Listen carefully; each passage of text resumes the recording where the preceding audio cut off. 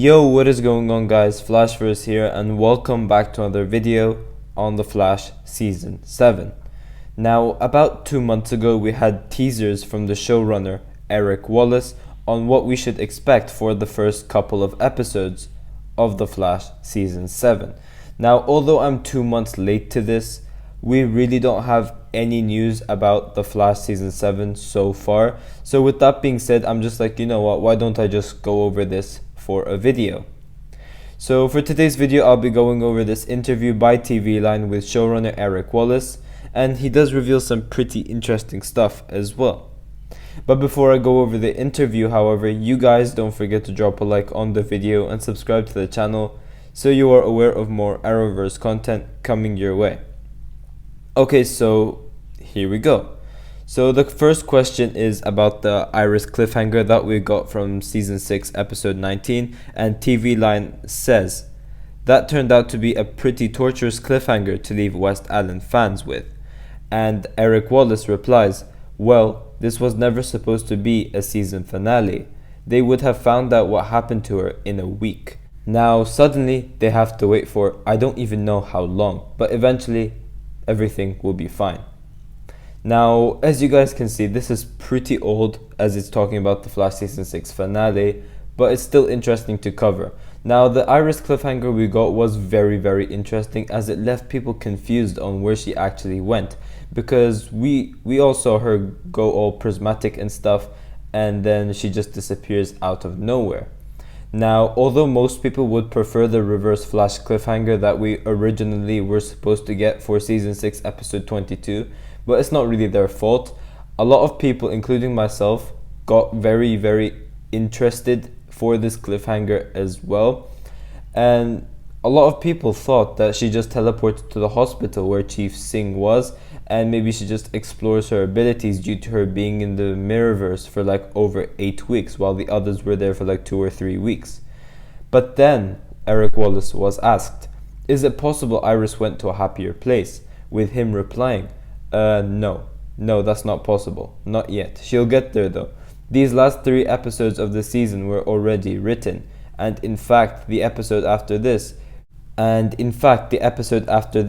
where you get to see exactly where Iris went to, has already been 90% shot. So it's very strange for me that we were 1 day away from filming that episode, which suddenly is our Season 7 premiere.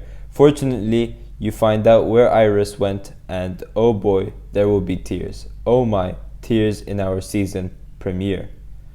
So this is very interesting as well, and makes this Iris storyline more and more mysterious, and the fact that it's left as a cliffhanger makes this more intriguing, because she's been through a lot, and the fact that she'll suffer even more almost hints to the fact that the character and personality of Iris will mentally and psychologically be changed up due to her time in the Mirrorverse.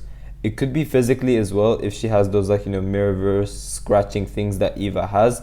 Now, obviously we know 90% of the Flash Season 7 Episode 1 has already been filmed. They just need to add that 10% of footage on to make it look like a Season 7 premiere.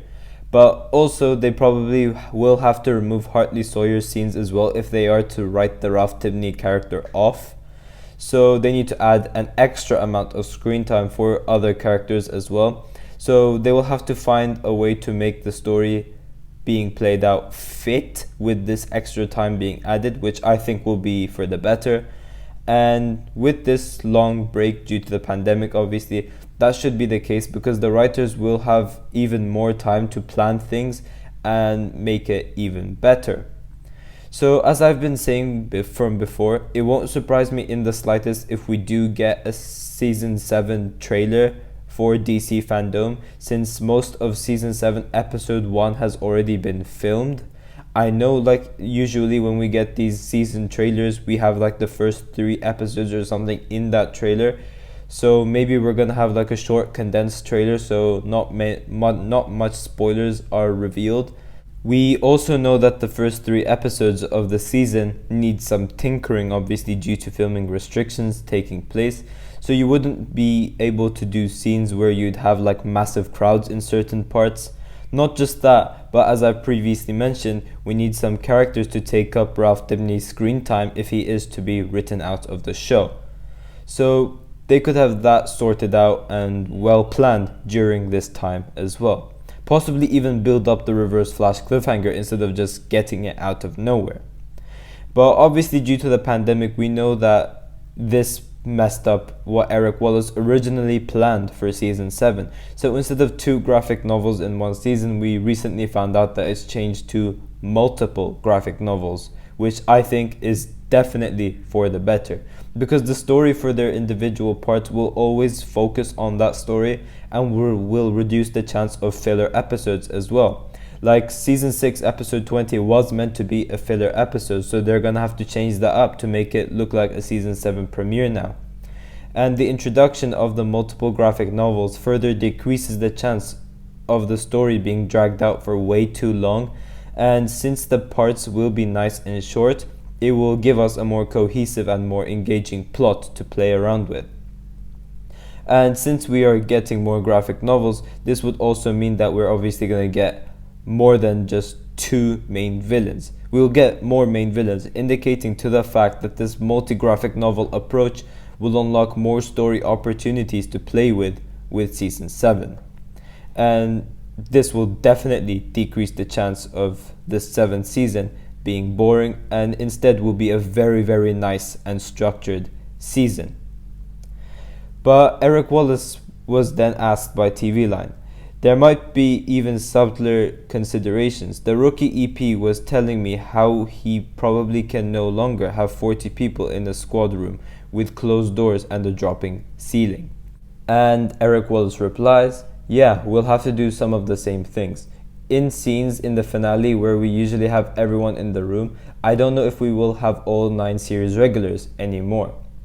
Now this is definitely for the better and will give more season 1 and 2 vibes, as I've said in previous videos, because this would mean that whoever is properly part of Team Flash, so Barry, Cisco, Caitlin, Joe and Nash, would now be the ones around Star Labs, and the rest, such as Team Citizen, do their own thing. So this further brings the chance of us getting OG Team Flash vibes. So OG Team Flash will basically be back until these filming restrictions will be lifted up. So I think that not bringing every single cast member in one room is definitely a big plus, because I know it irritates a lot of people because we don't see OG Team Flash very often anymore. But due to these filming restrictions, we will probably have to see OG Team Flash again, which is probably a really cool thing, because we've wanted to see them a lot more than we've previously seen them, other than season 1.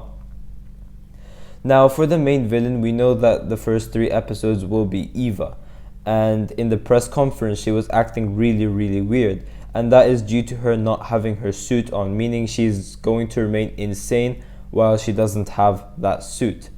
But this is what Eric Wallace had to say about the suit. So TV Line says about the Eva stuff, I saw that maybe the Mirrorverse just needs some good skin lotion. And Eric Wallace replies, oh, it's going to be more than that, a whole lot more. Sometimes getting what you think you want only makes things worse. And that's exactly what's about to happen with Eva, and that will be the end of her story. When you've been obsessed with one thing for 6 years and you get it, what happens to you? Also, who do you become? Eva wants more than just killing her husband. She's out there to save the world. So we'll see how that ends up. So yeah, again, very interesting, and we further get to explore Eva's motivations now. She not only wants just revenge from her husband due to him taking credit for her stuff, now she is up for making the world a better place in her view.